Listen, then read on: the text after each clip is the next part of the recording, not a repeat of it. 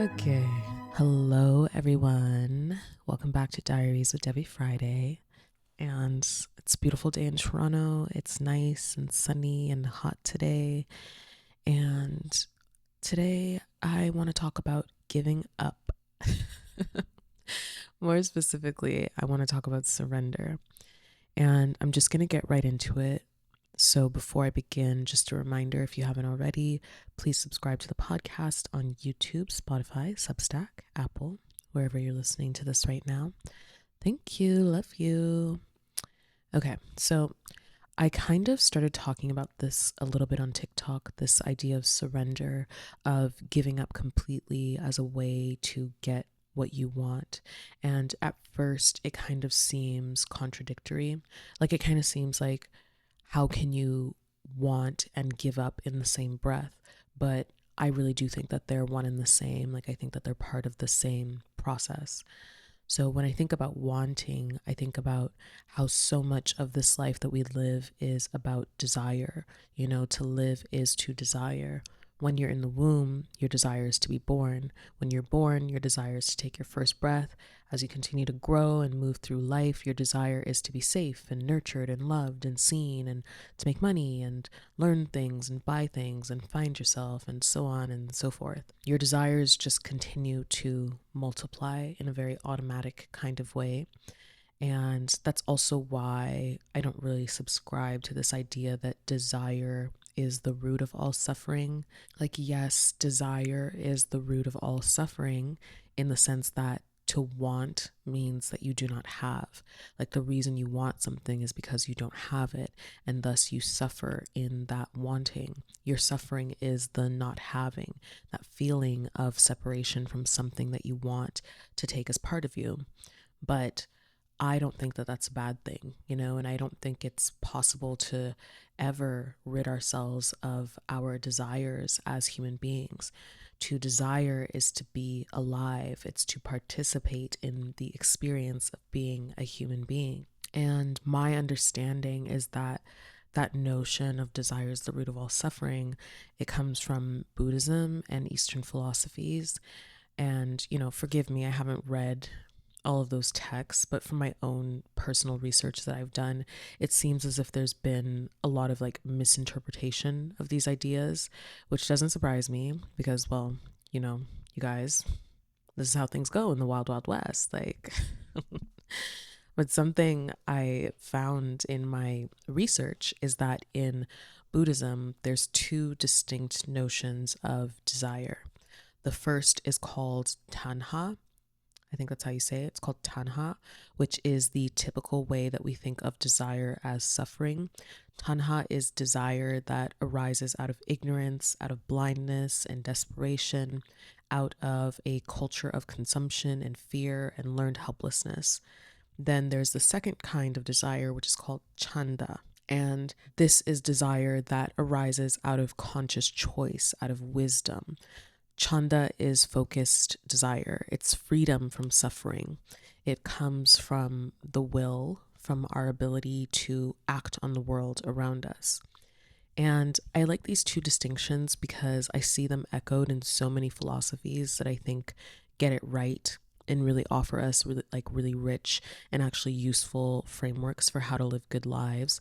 It makes me think about Martin Buber and his idea of life being about relationships and how you can choose to either relate to the world via a relationship of I, it, which is where you take the world as being separate from yourself, as objectified and commodified. Or you can relate to the world via a relationship of I, thou, where you take the world as sacred, as whole, as part of yourself.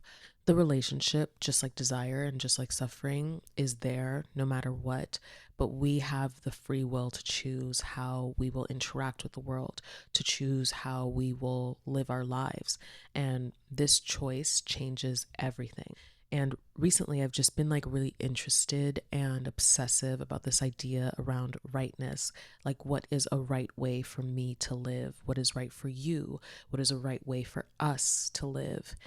And I think I mentioned this in my last Substack post, but I read this Rudolf Steiner essay that kind of set this all off for me, and I'm just going to read you a quote from it. Okay.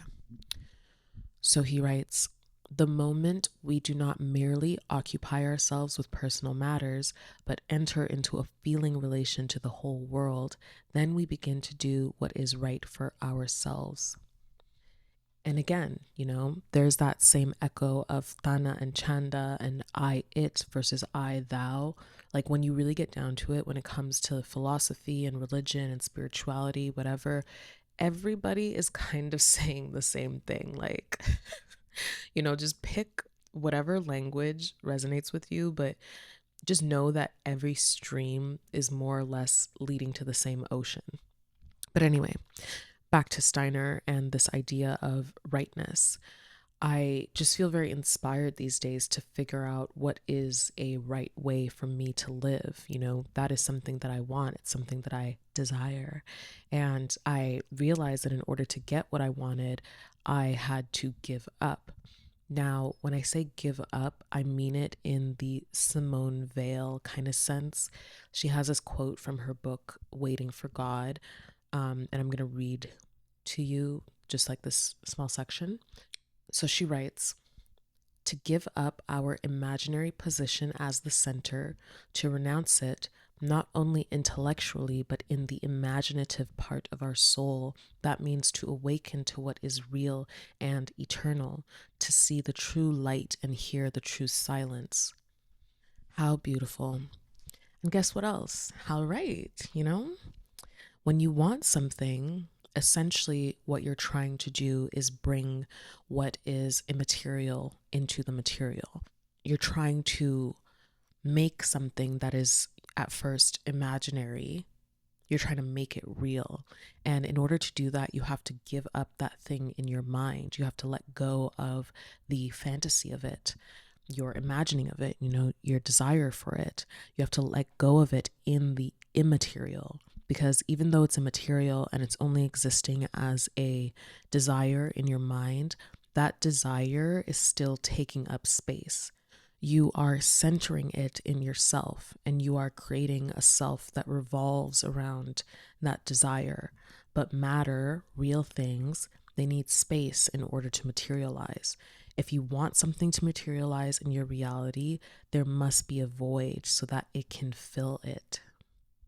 Back to this idea of desire as the root of all suffering. I really think that notion probably arose because we hold on to desire instead of letting it go so that we might have. Having is an experience in itself. It's a state of being, and it precludes the desire for itself. Essentially, what I'm trying to say is that you can't want something and simultaneously have it as well, right? You don't desire things that you already have because, well, you already have them. And the way that you're able to get them is by becoming void, by making space. Another Simone Weil quote here that goes very hard in the paint is where she writes in her book, Love in the Void. She says, "Grace fills empty spaces, but it can only enter where there is a void to receive it. And it is grace itself which makes this void."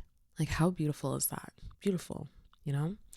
And, you can replace the word grace with God or universe or whatever you believe in. Essentially, again, it's this thing of being empty in order to be filled. You cannot receive without being empty. You cannot heal without being broken. And this is why often you'll see that really big breakthroughs happen only after you've hit rock bottom. So, like, if you're having a hard time and you're not seeing any movement in your life, sorry, honey, you are not at rock bottom. Like, and I have to laugh because, this has happened to me my entire life. Like, whenever I'm in a situation, which, if you know anything about astrology, I'm a Sagittarius and I hate being in a situation. But whenever I'm in a situation, the way that I know that things are not as bad as they might get is when nothing's moving, nothing's changing, and there's just like no relief, I'm not getting what I want. And a lot of times this is because I'm still clinging to the desire. I'm still making myself, like my conception of self, about that desire, But you have to let it go. You have to give it up. God comes to those who give up. And That giving up is not a foregoing of all desire forever and like this idea of just like detaching from everything. No, like I just don't really think that that's realistic or helpful. Also, you need your desires in order to understand what is right for you. Our desires are our compass, right? They can tell us so much about who we are and where we're going. What I'm saying, when I'm saying that you have to give up, I'm talking about surrender, which is a very specific thing. First of all, surrender is active, it's a choice. You make the choice to surrender. You engage your will when you surrender. Secondly, surrender is the emptying out. When Simone Weil says, "It is grace itself which makes this void," that's what she's talking about. Surrendering empties you out, giving up empties you out. And when you're emptied out, now the universe can fill that space. What do they say? Nature abhors a vacuum. This is also why there's no need to fear or to be afraid that you won't get what you want. Nature abhors a vacuum. Something is always going to come. Things will come to you, people will come to you, experiences will come to you, and there will be a time when you do need to take action, but you don't need to hold on to your immaterial desire out of a fear of not getting it. Let's all get our chanda on, guys, like not our tanha. Like, we have to relate to the world via I, thou, not I, it. And trust me, like, you will get what you want. And the thing is, too, that it's not always going to look like what you think that it will look like. And this is why you have to let go of it in the imaginary. In your mind, you might have a specific idea of this thing that you want, but everything is just energy, right? And energy takes on all kinds of different shapes. Like Albert Einstein said, energy cannot be created or destroyed. It can only be changed from one form to another. So let it change, and just try to develop the wisdom to be able to recognize your desire when it materializes. So let's do an example. Like, I feel like an example will be a really good way to kind of illustrate what I'm talking about. So let's do an example. We'll do like a very simple, easy example. Let's say that your desire is to have a partner. You're like, I really, really, really want a partner. I really want to be in a relationship, blah, blah, blah. Like, and you think your desire is in the shape of a person that looks like XYZ or whatever. But really, your desire is in the shape of being able to, let's say, depend on someone. So when you say partner, you think you're talking about a person, but you're talking about the energy of experiencing a part of yourself that you can only access through another. It's not about a specific other person, it's actually about you. What you're actually desiring is the experience of the part of yourself that can depend on people. So when you let it go, when you let that desire go, the universe will answer that desire in so many different shapes and ways. For example, you might end up losing your apartment and you have to sleep on a friend's couch for 2 months. And you think, what the fuck? I asked for a boyfriend. Why am I homeless? And it's because now you're put in a position to experience the energy of depending on someone else and having them actually come through for you and be dependable. And now that you have that experience, you've accessed the part of yourself that can depend on others. There are some wounds that we can only heal in relationship with other people. And now you've experienced a healing of that wound. So now you're way less attracted to people who you can sense would just reopen that wound, because you know what it looks like and you know what it feels like to be able to depend on someone. So then let's say you're scrolling on Raya one day or Hinge or whatever, and you decide to swipe left on one guy and right on another. The one that you swiped left on without you even consciously knowing is the one who would have reopened that wound. You didn't know it consciously, but you did energetically, because everything is energetics. Whereas the one you swiped right on would never disappoint you in that way. So then it's your last week on your friend's couch, you find a new apartment, and you end up going on a date, and boom, bam, bam. A few weeks later, you got a partner. And this entire situation looks like nothing like what you thought it would look like, but it is an exact energetic match to what it is that you wanted in the first place. Okay. I hope that makes sense. Like, to me, this is a very straightforward example, just so you can understand like what I'm trying to say. But this kind of thing happens literally all the time. It's very much like the concept of Wu Wei in Taoism, which means effortless action. And this is like the central idea that surrender is about spiritual alignment. To be spiritually aligned is to be like water, right? Water doesn't fight the riverbeds. It doesn't fight its flow. It yields, it bends, it changes shape. It always finds the path of least resistance. And this is its strength too. Water flows, and it also has the power to carve mountains and also level entire civilizations. And the time to either trickle in a stream or swell in a typhoon will come when it comes. To be like water, we work with our currents instead of against them. And there's another thing I want to say about this idea of giving up. Like, let's even just look at the words. To give up is to give something. Give comes from the Old English word giffen, which means to bestow or hand over. Up is also Old English, it's the uppe. And when used in a phrase, it implies culmination or tribute to a superior. In my view, then, to give up is the last step. It is the release, it's the final act. And that final act is a kind of gift giving to God. We give up to God, to universe, to that which is higher than us. We give up our worries, our fears, our desires, and that allows us to enter into the I thou relationship, recognizing that universe and self and all that we want are forever linked, forever sacred, forever part of us. And as with all gifts, the giving is for the giver, You give for the pleasure of giving. And there is pleasure in giving. There is pleasure in surrender. And whatever it is that you want is on the other side of this surrender. God comes to those who give up. And I'm reading this book right now. It's called The Gift, Imagination, and the Erotic Life of Property by Hyde. And it's really brilliant, honestly. Like, it's such a good book. It's basically about creative gifts and a little bit about like the history of gifts and stuff. But basically, it's like a combination of metaphysics, economics, anthropology, sociology, just all in one. But in it, he has this passage that I feel is very apt and relates to this idea of gift giving. So I'm just going to read you what he wrote.